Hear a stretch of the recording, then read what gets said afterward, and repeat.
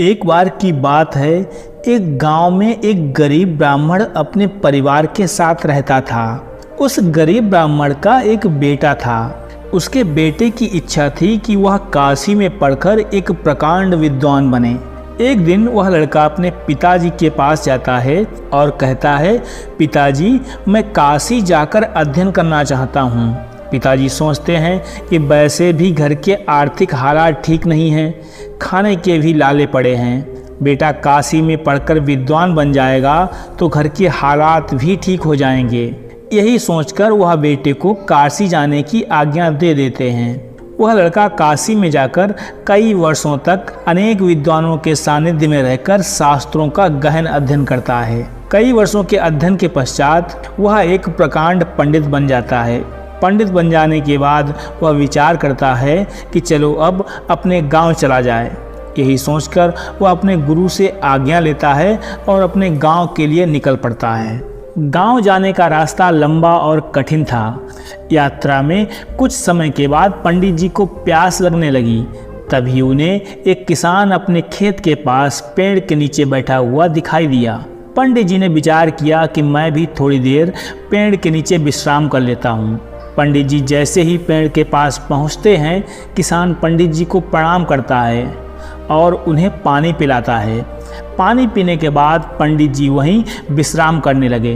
तभी किसान पंडित जी से कहता है कि पंडित जी, मेरे मन में एक प्रश्न है, अगर आपकी आज्ञा हो तो मैं पूछ लूं। पंडित जी अभी अभी काशी से अध्ययन करके आए थे, अतः थोड़ा अभिमान भी था। उन्हें लगा कि मैं काशी में पढ़ा इतना प्रकांड पंडित, भला इस किसान के प्रश्न की मेरे सामने क्या महत्ता। उन्होंने थोड़े अभिमान से कहा, हाँ पूछो अपना प्रश्न। किसान ने कहा कि पंडित जी, आप हमें यह बताइए कि पाप का गुरु कौन है। अब किसान का प्रश्न सुनकर पंडित जी चकरा गए, क्योंकि भौतिक और आध्यात्मिक गुरु होते हैं यह तो उन्हें पता था, लेकिन पाप का भी गुरु होता है यह उनकी समझ और अध्ययन के बाहर था।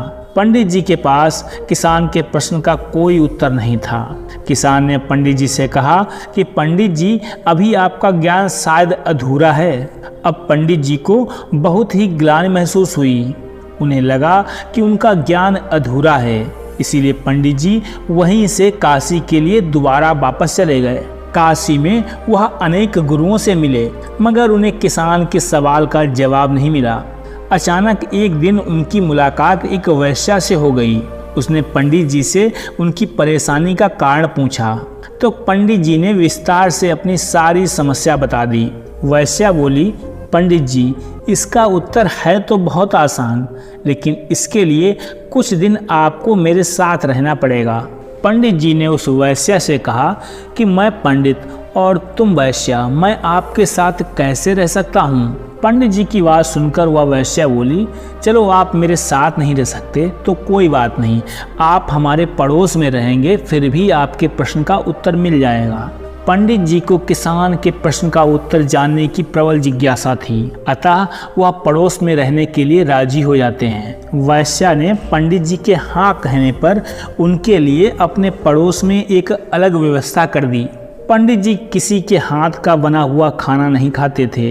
नियम, आचार और धर्म के कट्टर अनुयायी थे, इसीलिए अपने हाथ से खाना बनाते और खाते थे। इस प्रकार से कुछ दिन बड़े आराम से बीते, लेकिन पंडित जी को किसान के सवाल का जवाब अभी तक नहीं मिला था। एक दिन वह वैश्या बोली, पंडित जी, आपको बहुत तकलीफ होती है खाना बनाने में। यहाँ आसपास देखने वाला तो कोई है नहीं। अगर आप कहें तो मैं नहा धोकर आपके लिए भोजन तैयार कर दिया करूं।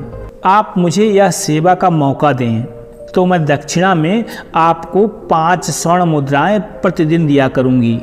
अब स्वर्ण मुद्राओं का नाम सुनकर पंडित जी को लोभ आ गया। साथ में पका पकाया भोजन, अर्थात दोनों हाथों में लड्डू। इस लोभ में पंडित जी अपना नियम, व्रत, आचार, विचार, धर्म सब भूल गए।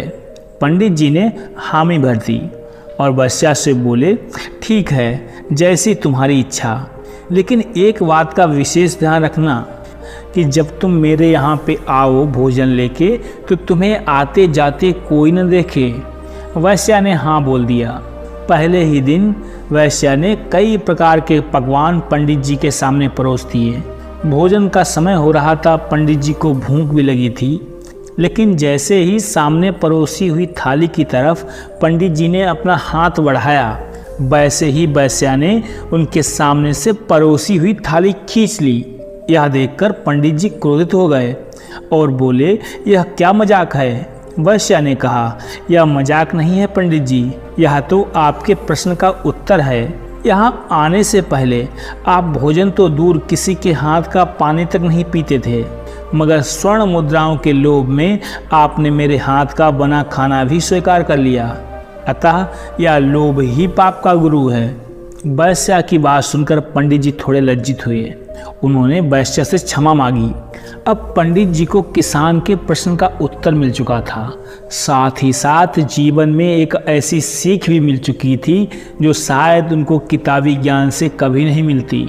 वास्तव में दोस्तों, यह लोभ ही हमारे सारे पापों की जड़ है, क्योंकि किसी भी पाप की शुरुआत लोभ से ही होती है। जहाँ लोभ होगा वहाँ पाप अपने आप उत्पन्न हो जाएगा।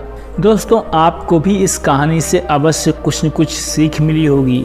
आपको हमारी कहानी कैसी लगी हमें कमेंट करके अवश्य बताएं। कल मिलते हैं एक नई कहानी के साथ, तब तक के लिए नमस्कार।